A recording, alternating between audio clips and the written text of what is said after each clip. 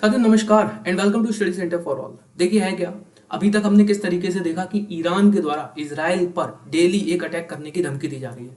Means Iran के द्वारा ये तक कहा गया, जो इनके ईरान के अयतुल्ला खामनी जो सुप्रीम लीडर इस समय ईरान के हैं, इनके द्वारा ये तक कहा गया कि हम अपनी संप्रभुता को बचाने के लिए इजराइल पर न्यूक्लियर अटैक भी कर सकते हैं।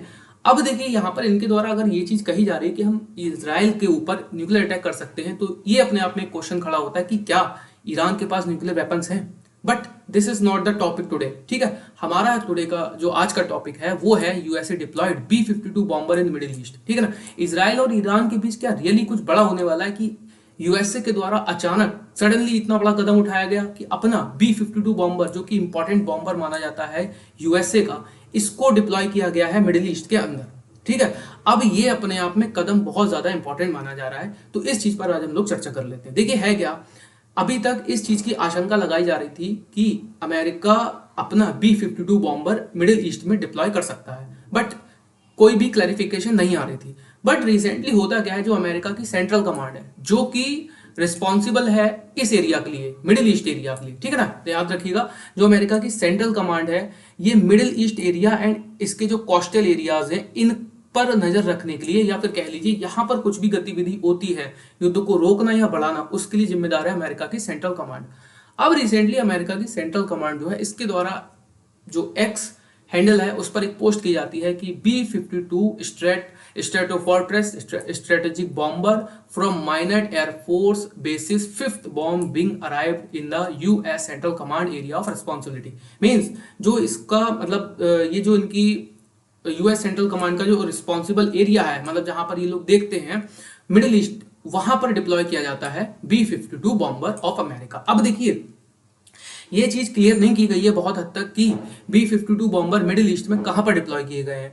बट हाँ, अगर हम बात करें तो अमेरिका के जो बेसिस हैं, मतलब पूर्ण रूप से विकसित बेसिस की अगर मैं बात करूं, वो कहां कहां पर है। देखिए कुवैत, ये जो कुवैत है ना, यहां पर अमेरिका द्वारा विकसित किए हुए बेस बने हुए, जहां पर अमेरिका अपने प्लेन या फाइटर जेट्स को उतार सकता है। सेकंड, सऊदी अरेबिया में भी है, कतर में भी है और यूएई में भी इनके बेस बने हुए हैं। प्लस अगर हम बात करें अलग, तो इसराइल तो भाई अमेरिका का स्ट्रेटेजिक अलाई है ही, उसके बाद अमेरिका जॉर्डन में भी अपने बेस बना के रखे हुए हैं। ठीक है ना, अब मिडिल ईस्ट में अमेरिका का जो सबसे बड़ा दुश्मन माना जाता है वो है ईरान, या फिर कह लीजिए कि ये अमेरिका को सबसे बड़ा अपना दुश्मन मानता है। ठीक है ना, क्योंकि यहां पर ईरान के द्वारा डायरेक्टली अमेरिका को भी थ्रेट किया गया था कि अगर आप हमारे और इसराइल के बीच आए तो उसका अंजाम आपको भी भुगतना पड़ेगा। ये मतलब डायरेक्टली अमेरिका को धमकी दी गई थी।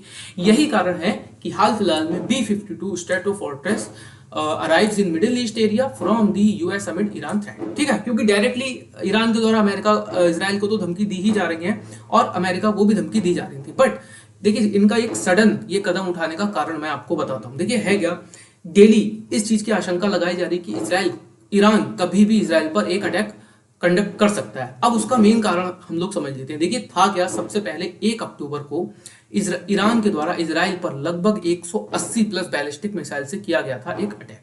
ठीक है, उसके बाद होता क्या है कि इसराइल के द्वारा लगभग 26 दिन बाद 26 अक्टूबर को इसराइल के द्वारा ईरान के अंदर घुसकर एक एयर स्ट्राइक की जाती है। और ये एयर स्ट्राइक बहुत बड़ी एयर स्ट्राइक होती है, जिसमें 3 फेजेस में ईरान पर बहुत बड़ा अटैक इसराइल के द्वारा किया जाता है। जिसमें फर्स्ट फेज में ईरान का जो एयर डिफेंस सिस्टम है उसको नष्ट किया जाता है।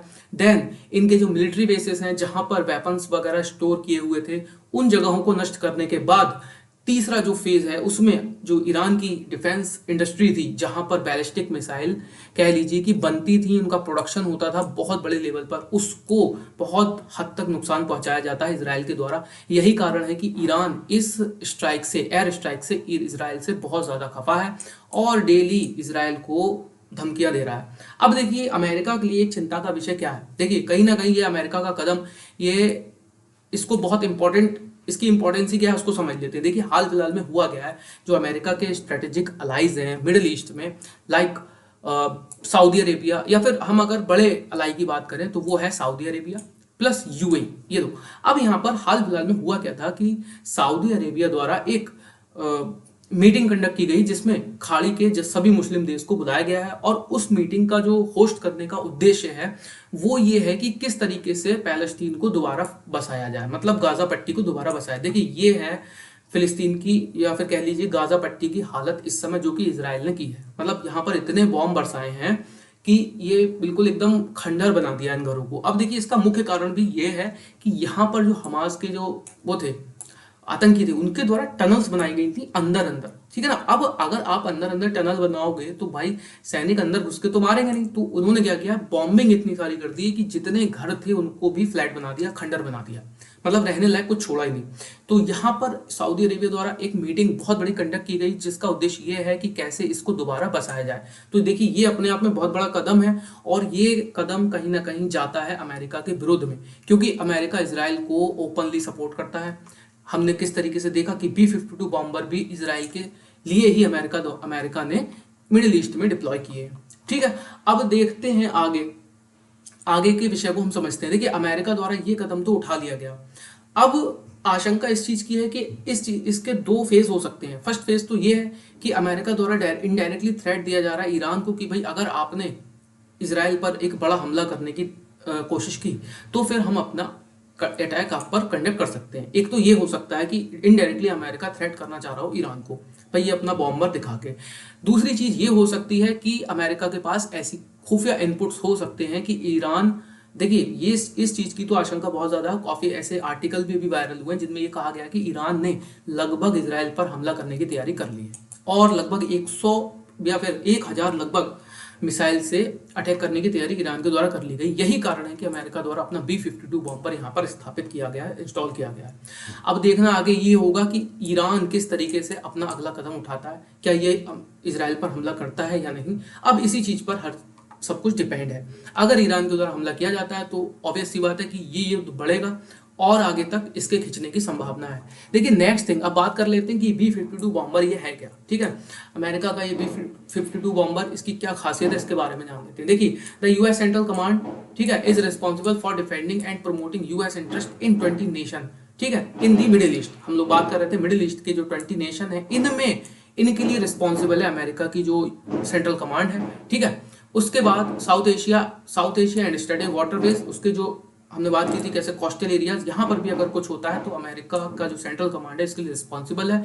यहाँ पर वो अपने वेपन्स भेज सकता है या फिर अपनी आर्मी को भी डिप्लॉय कर सकता है। अब देखिए the B-52 strato fortress is a long range heavy bomber, मतलब ये बहुत लंबी दूरी वाला एक भारी युद्धक विमान है। That has the ability to perform various missions according to the US air force. मतलब इनका कहना है कि ये कई प्रकार के जो एयरफोर्स जो मिशन है, ठीक है ना, कई प्रकार के मिशन को अंजाम दे सकता है। Furthermore the US air force said B-52 is capable of flying at high subsonic speed, बहुत ऊंचाई तक ये उड़ सकता है, एंड कैन कैरी न्यूक्लियर और precision guide convention ordnance with the world wide precision navigation capability. मतलब इनका कहने का ये है कि ये न्यूक्लियर गाइडेड मिसाइल्स को भी ले जा सकता है, और ये जो नेविगेशन का यूज करता है ना, तो ये वर्ल्ड वाइड है, मतलब ये पूरे विश्व में कहीं पर भी जा सकता है अपना नेविगेशन का यूज करके, ठीक है। अब देखिए in a conventional conflict the B-52 can perform strategic attack, close air support, मतलब अगर करीबी लड़ाई होती है तो उसमें भी ये परफॉर्म कर सकता है। एयर इंटरडिक्शन, ऑफेंसिव काउंटर, अगर इसके ऊपर डायरेक्टली हमला होता है तब भी ये बम बरसा सकता है। एंड मैरीटाइम ऑपरेशन, मतलब कि ये समुद्र में भी ऑपरेशंस को अंजाम दे सकता है। तो आप देखिए इसकी खासियत कितनी सारी है, और यकीन मान के चलिए कि अमेरिका का ये इतना खास विमान है। इसकी अगर हम बात करें तो 1952 में इसको 1952 में इसको अमेरिकी एयरफोर्स में, मतलब 1952 में इसको इजाद किया गया था। उसके बाद 1962 तक इसके जितने भी वेरिएंट थे वो अमेरिकी एयरफोर्स में आ गए थे, और तब से ये यूज में है। तो देखिए काफी इंपॉर्टेंट ये B-52 विमान, मतलब ये विमान है, और अगर अमेरिका द्वारा ऐसा कदम उठाया गया है तो कहीं ना कहीं ये एक, मुझे ऐसा लग रहा है कि युद्ध को रोकने वाला कदम है, कि शायद ये ईरान को इनडायरेक्टली थ्रेट करना चाह रहे हो कि भाई देखो अगर आपने इजराइल पर हमला किया तो फिर हमारे पास भी हमला करने के लिए चीजें हैं, है ना, कुछ ऐसे इक्विपमेंट हैं कि हम आप पर भी हमला कर सकते हैं। बस इनका कहने का उद्देश्य यही कि भाई देखो आप रुक जाओ तो हम भी रुक जाएंगे। अब आगे देखिए इट इज क्लियर कि अमेरिका डायरेक्टली साथ है इजराइल के, और इजराइल देखिए बिल्कुल भी रुकने के मूड में नहीं लग रहा। हमने किस तरीके से अभी हम देख रहे हैं कि हिजबुल्लाह को पूरी तरह से नष्ट करने पर इजराइल तुला हुआ। लगभग हमास हिजबुल्लाह के ऑलमोस्ट जितने भी सुप्रीम लीडर थे, इनके कमांडर्स थे, उनको ढूंढ ढूंढ कर मार दिया गया। और हाल फिलहाल में तो इजराइल द्वारा जो हिजबुल्लाह है उसके एक नेवी कमांडर को भी किडनैप किया गया, मतलब एक ऑपरेशन को अंजाम देकर लेबनान के अंदर उसको किडनैप किया गया है। तो अब बाकी देखते हैं आगे क्या होता है। ये सारा डिपेंड करता है कि ईरान अब क्या कदम उठाता है। अगर ईरान ने हमला किया इजराइल के ऊपर तो फिर ये युद्ध का विस्तार होने से कोई नहीं रोक सकता। ऑब्वियस सी बात है कि युद्ध का विस्तार बहुत बड़े लेवल तक होगा। तो आगे देखते हैं क्या डेवलपमेंट्स होती हैं। तो अभी के लिए इतना ही था, मिलते हैं नेक्स्ट वीडियो में। अभी के लिए धन्यवाद।